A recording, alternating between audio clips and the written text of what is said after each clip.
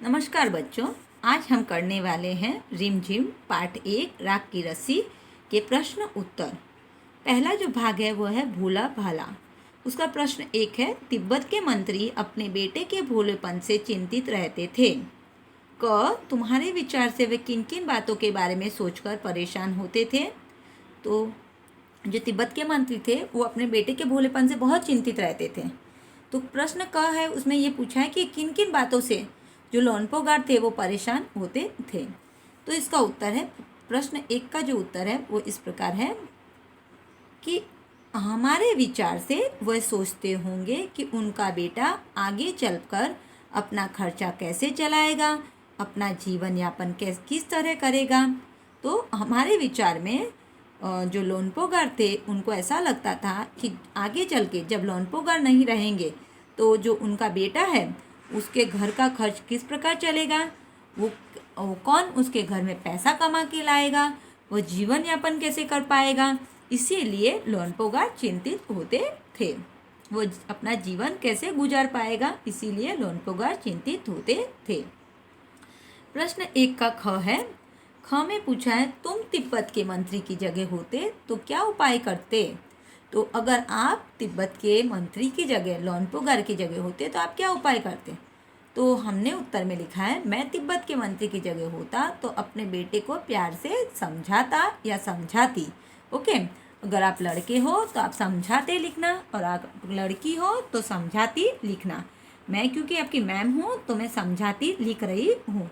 मैं तिब्बत के मंत्री की जगह होती तो अपने बेटे को प्यार से समझाती। ओके, अभी नेक्स्ट है शहर की तरफ। प्रश्न 1, मंत्री ने अपने बेटे को शहर की तरफ रवाना किया। क, मंत्री ने अपने बेटे को शहर क्यों भेजा। तो जो शहर की तरफ प्रश्न है उसमें प्रश्न 1 है कि मंत्री ने अपने बेटे को शहर की तरफ रवाना किया, माने शहर भेजा। तो उसका पहला प्रश्न है कि बोलो मंत्री ने अपने बेटे को शहर क्यों भेजा। तो मंत्री ने अपने बेटे को शहर दुनियादारी को समझने के लिए भेजा था। कि मंत्री ने अपने बेटे को शहर में भेजा था क्योंकि दुनिया बहुत चालाक है, ताकि वो दुनियादारी समझ सके, दुनिया के बारे में जान सके। तो मंत्री ने अपने बेटे को शहर दुनियादारी को समझने के लिए भेजा था।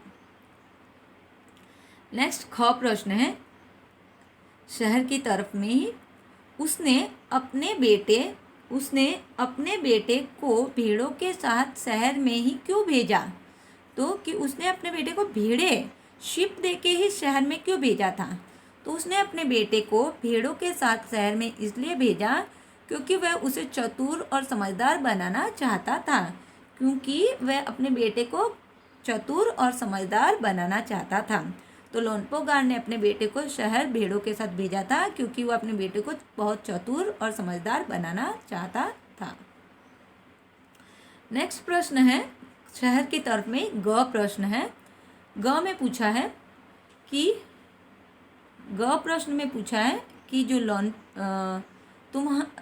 जो ग प्रश्न है उसमें पूछा है तुम्हारे घर के बड़े लोग पहले कहाँ रहते थे, घर से पता करें। कुछ तो आज पड़ोस में किसी ऐसे व्यक्ति के बारे में पता करें जो किसी दूसरी जगह जाकर बस गया हो। तो उनसे बातचीत करो, रोज़ जानने की कोशिश करो कि क्या अपने निर्णय से खुश हैं, क्यों। एक पुरुष, एक महिला और एक बच्चे से बात करो। यह भी पूछो कि उन्होंने वह जगह क्यों छोड़ दी। तो ये जो प्रश्न है इसमें पूछा गया, आपका कोई भी पड़ोस में रहता है जो लोग आपको आपके घर के लोगों से पूछना है कि वो हम पहले कहाँ रहते थे और पता करो, घर में पता करना है। साथ में कुछ लोग तो आपके पड़ोस में रहते होंगे और किसी ऐसे व्यक्ति के बारे में पता करना है वहाँ जाके जो दूसरी जगह जाकर बस गया हो, जो पहले आपके पड़ोस में रहता था पर अब दूसरी जगह जाकर बस गया है। और उनसे बातचीत करके रोज़ जानने की कोशिश करनी है कि क्या वो अपने निर्णय से खुश हैं, क्यों। साथ में एक पुरुष, एक महिला और एक बच्चे से भी बात करनी है और उन्हें यहाँ भी पूछो कि उन्होंने वह जगह क्यों छोड़ दी। तो उत्तर है हमारे घर के बड़े लोग पहले गांव में रहते थे। मेरे पड़ोस में गांव से आकर रहने वाला एक बच्चा अपने निर्णय से खुश है क्योंकि यहाँ सभी मूलभूत सुविधाएं उपलब्ध हैं। उस व्यक्ति ने वह स्थान कुछ परेशानियों के कारण छोड़ दिया। मेरे पड़ोस में रहने वाली एक महिला ने पति की नौकरी छोड़ने के कारण पुरानी जगह छोड़ दी। वहीं मेरे पड़ोस में रहने वाले एक अन्य बच्चे ने पुरानी जगह अपने माँ बाप के साथ दूसरी जगह जाने के कारण छोड़ दी। तो हमारे जो बड़े हैं वो पहले गांव में रहते थे। हमारे पड़ोस में आकर एक रहने वाला एक बच्चा है, उससे जब मैंने बात की तो मुझे पता चला कि वो खुश है यहाँ के, क्योंकि उसके गांव में जो है उसको मूलभूत सुविधाएं, जो मुख्य जो हमारे जीवन जीने के लिए जो सुविधाएं चाहिए होती है, अच्छी स्कूल, साफ सफाई, पानी, वो भी उपलब्ध नहीं था। तो इसी कारण उन्होंने वो गांव छोड़ दिया और वो अभी खुश हैं। इसके अलावा उस व्यक्ति ने वह स्थान, जो एक व्यक्ति से भी हमने बात की तो पता चला कि उस व्यक्ति ने कुछ परेशानियों के कारण स्थान छोड़ दिया। और साथ में हमने एक महिला से बात की तो महिला ने कहा कि पति की जो नौकरी थी छोड़ने के कारण, पति ने नौकरी छोड़ दी थी इसीलिए उसे पुरानी जगह छोड़नी पड़ी। साथ में ही अन्य बच्चे ने पुरानी जगह अपने माँ बाप, एक और बच्चे से भी बात की तो उसने बताया कि माँ बाप के साथ दूसरी जगह जाने के कारण छोड़ दी, कि पड़ोस में रहने वाले एक अन्य बच्चे ने पुरानी जगह अपने माँ बाप के साथ दूसरी जगह जाने के कारण छोड़ दी। प्रश्न 2, जो एक तरह का अनाज है जिसे कई तरह से इस्तेमाल किया जाता है। इसकी रोटी भी बनाई जाती है, सत्तू भी बनाया जाता है और सूखा भूनकर भी खाया जाता है। अपने घर में और अपने स्कूल में बातचीत करके कुछ और अनाज के नाम पता करो। तो जो है वो एक तरह का अनाज होता है बच्चों, उसे रोटी बनाकर भी खा सकते हैं, सत्तू लड्डू बनाते हैं हम आटे को सेक के, तो ये सत्तू बनाकर भी खाया जा सकता है और सूखा सूखा भूनकर भी जौ को खाया जा सकता है। आपको अपने घर में और अपने स्कूल में बातचीत करनी है और अनाज के नाम पता करने हैं। तो उत्तर है गेहूँ, जौ, बाजरा, चना, मक्का, सोयाबीन। ये सब जो है कुछ अनाज के नाम हैं। गेहूँ, जौ, बाजरा, गेहूँ, जौ, बाजरा, चना, मक्का, सोयाबीन। ओके, नेक्स्ट क्वेश्चन है क्वेश्चन 3। गेहूँ और जौ अनाज होते हैं और ये तीनों शब्द संज्ञा हैं। गेहूँ और जौ अलग अलग किस्म के अनाजों के नाम हैं, इसीलिए ये दोनों व्यक्तिवाचक संज्ञा है और अनाज जातिवाचक संज्ञा है। इसी प्रकार रिमझिम व्यक्तिवाचक संज्ञा है और पाठ्यपुस्तक जातिवाचक संज्ञा है। नीचे दिए गए संज्ञाओं का वर्गीकरण इन 2 प्रकार की संज्ञाओं में करो। लह, धातु, शेरवानी, भोजन, तांबा, खिचड़ी, शहर, वेशभूषा। तो हमें यहाँ पे इस प्रश्न में क्या करना है बच्चों, हमें जो संज्ञा दी है, यहाँ पे कुछ संज्ञाएं दी हैं, इन संज्ञाओं में से हमें जातिवाचक और व्यक्तिवाचक संज्ञा छांटनी है। तो जातिवाचक संज्ञा का अर्थ होता है जो हमें किसी समूह के बारे में जानकारी दे, किसी जाति के बारे में जानकारी दे, तो उसे हम जातिवाचक संज्ञा कहते हैं। व्यक्तिवाचक संज्ञा माने किसी एक व्यक्ति का जो नाम हो या किसी वस्तु या व्यक्ति या स्थान का नाम हो तो उसे हम व्यक्तिवाचक संज्ञा कहते हैं। तो यहाँ पे जो सबसे पहले हमने व्यक्तिवाचक संज्ञा छांटेंगे। जो लह है वो व्यक्तिवाचक संज्ञा है।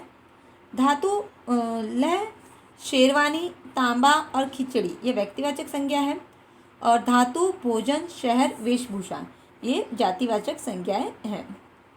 ख इसमें लिखा है ऊपर लिखी हर जातिवाचक संज्ञा के लिए 3-3 व्यक्तिवाचक संज्ञा खुद सोचकर लिखिए। ऊपर जो जातिवाचक संज्ञाएं आई हैं उन्हीं जातिवाचक संज्ञाओं के लिए हमें 3-3 जो है कोई भी व्यक्तिवाचक संज्ञाएं लिखनी है। तो सबसे पहला जो जातिवाचक संज्ञा थी वो हमारी है धातु। तो धातु में हम लिख सकते हैं सोना, चांदी, दाल, चावल, सोना, चांदी, दाल, चावल। दूसरा है इसमें जो है दाल चावल नहीं आएगा, यहाँ से दाल चावल कट कर देना बेटा। सोना, लोहा, पीतल। तो धातु में क्या आएगा, सोना, लोहा, पीतल। ओके, सेकंड जो है वो है भोजन।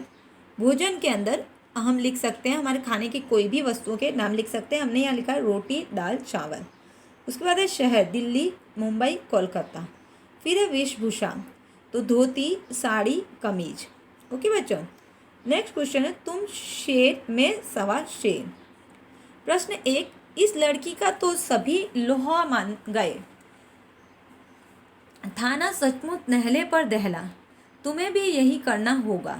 तुम ऐसा कोई काम ढूंढो जिसे करने के लिए सूझबूझ की जरूरत हो, उसे एक कागज़ में लिखो और तुम सभी अपने अपने चिट को एक डब्बे में डाल दो। डिब्बे को बीच में रखकर उसके चारों ओर गोलाई में बैठ जाओ।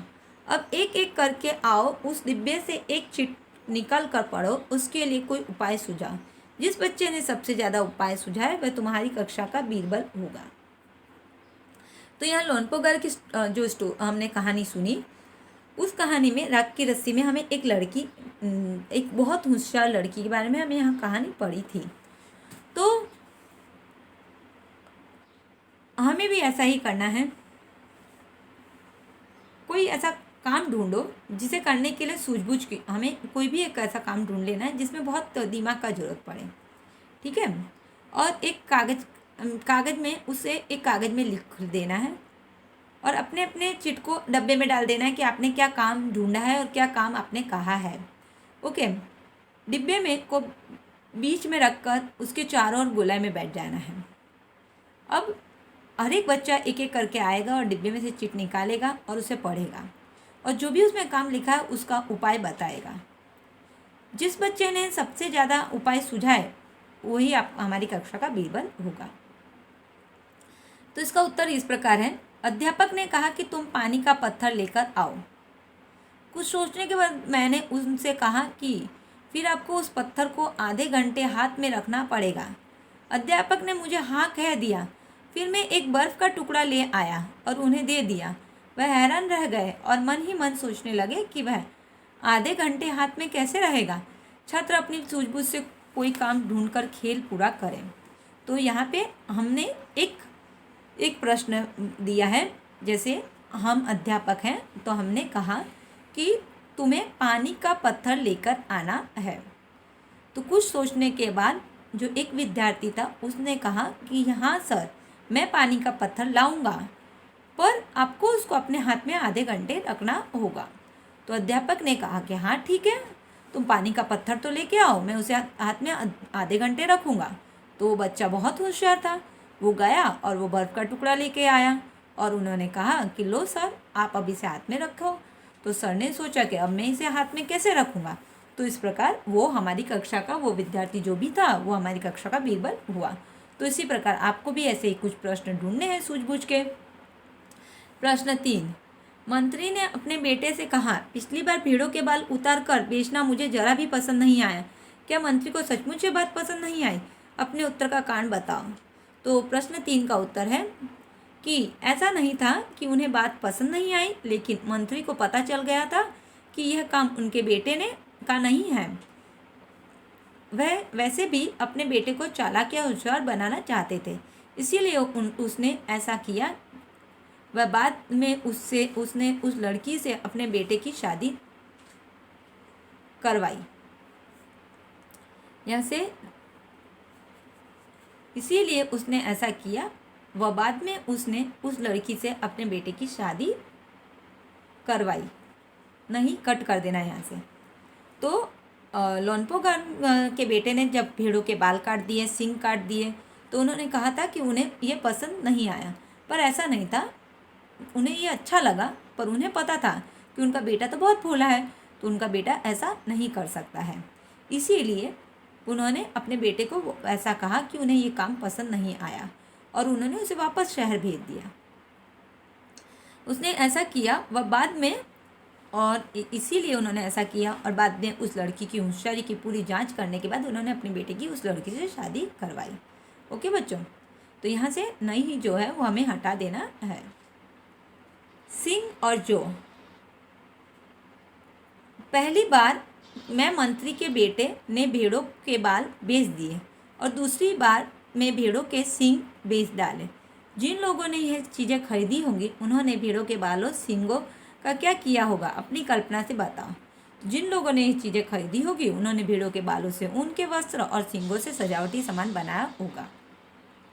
तो हमें पता है भेड़ों के बालों से बनता है ऊन के वस्त्र, तो उन्होंने भेड़ों के बाल से ऊन के वस्त्र बनाए और सींग से सजावटी वस्तुएं बनाई होगी। बात को कहने के तरीके, नीचे कहानी के कुछ उपाय दिए हैं। सॉरी। इन बातों को तुम किस तरह से कह सकते हो? चैन से जिंदगी चल रही थी, तो चैन से जिंदगी चल रही थी का अर्थ है जिंदगी आराम से कट रही थी। होशियारी उसे छूकर भी नहीं गई थी, होशियारी उसे छूकर भी नहीं गई थी, अर्थ है वह होशियार नहीं था। है मैं इसका हल नहीं निकाल देती हूँ, तो मैं इसके लिए उपाय बता देती हूँ। उनकी अपनी चालाकी धरी रह गई, उनकी अपनी चालाकी किसी काम नहीं आई। लोनपोगार का बेटा होशियार नहीं था। होशियारी और चालाकी में क्या फ़र्क होता है? किस आधार पर किसी को तुम चालाक या होशियार कह सकते हो? इस प्रकार भोला और बुद्धू के बारे में भी सोचो और कक्षा में चर्चा करो। तो होशियार और चालाक दो शब्द हैं। होशियार का अर्थ होता है समझदार और चालाक का अर्थ होता है अत्यधिक चतुर होना। जो व्यक्ति दूसरों का काम निकलवाने के लिए तरह तरह की बातें करते हैं उन्हें चालाक कहते हैं। जो व्यक्ति दूसरों से अपना काम कराने के लिए अलग अलग बातें करते हैं उन्हें चालाक कहते हैं। वहीं जो व्यक्ति समझदारी की बातें करते हैं उन्हें हम समझदार कहते हैं। इसी प्रकार भोले का अर्थ होता है सीधा साधा, जबकि बुद्धू का अर्थ होता है बेवकूफ़। भोले का अर्थ होता है सीधा साधा और बुद्धू का अर्थ होता है बेवकूफ़। लड़की को तुम समझदार कहोगे या बुद्धिमान, क्यों? तो लड़की को प्रश्न ख है, लड़की को तुम बुद्धिमान कहोगे या समझदार, क्यों? तो लड़की को हम बुद्धिमान कहेंगे क्योंकि अपनी बुद्धि के बल पर वह हर समस्या का समाधान आसानी से ढूंढ सकती थी। लड़की को हम क्या कहेंगे? बुद्धिमान कहेंगे क्योंकि वो अपनी बुद्धिमानी के आधार पर हर एक समस्या का हल आसानी से ढूंढ सकती थी। नेक्स्ट है नाम दो। कहानी में लोनपोगार के बेटे और लड़की का कोई नाम दिया नहीं गया है। नीचे तिब्बत में बच्चों के नामकरण के बारे में बताया गया है। यह परिचय पढ़ो और मनपसंद नाम छांटकर बेटे और लड़की के कोई नाम लिखो। नमिया, डावा, मिगमार, लाकपा, नुखू, फू, दौरजे ये क्या है? कोई खाने की चीज़ें या घूमने की जगहों के नाम? जी नहीं, ये है तिब्बत के बच्चों के कुछ नाम। ये सारे नाम ही इनकी तिब्बत में शुभ माने जाते हैं। नामिया नाम दिया जाता है रविवार को जन्म लेने वाले बच्चों को। मानते हैं कि इस बच्चे को उस दिन के देवता सूरज जैसी शक्ति मिलेगी और जब उसका नाम पुकारा जाएगा वह शक्ति बढ़ती जाएगी। सोमवार को जन्म लेने वाले बच्चों का नाम डावा रखा जाता है। यह लड़का लड़की दोनों का नाम हो सकता है। तिब्बती भाषा के डावा के दो मतलब होते हैं, सोमवार और चांद। यानी डावा चांद जैसी रोशनी फैलाएगा और अंधेरा दूर करेगा। तिब्बत में बुद्धू के स्त्री पुरुष रूप को नामकरण करते हैं। खासकर दोलमा नाम बहुत मशहूर मिलता है। हम बुद्धि के स्त्री पुरुष रूप तारा का ही तिब्बती नाम है। लोनपोगार के बेटे को हम नुखू नाम देंगे, जबकि उसकी लड़की को हम डावा नाम देंगे। तो इस प्रकार हम लोनपोगार का जो बेटा है उसे नुखू और उसकी बेटी को डावा नाम दे सकते हैं। तो इस प्रकार ये पार्ट यहाँ पे फिनिश होता है बच्चों। इसके प्रश्न उत्तर यहाँ पूरे होते हैं। तो आपको समझ में आए होंगे बच्चों। Thank you, have a nice day, bye.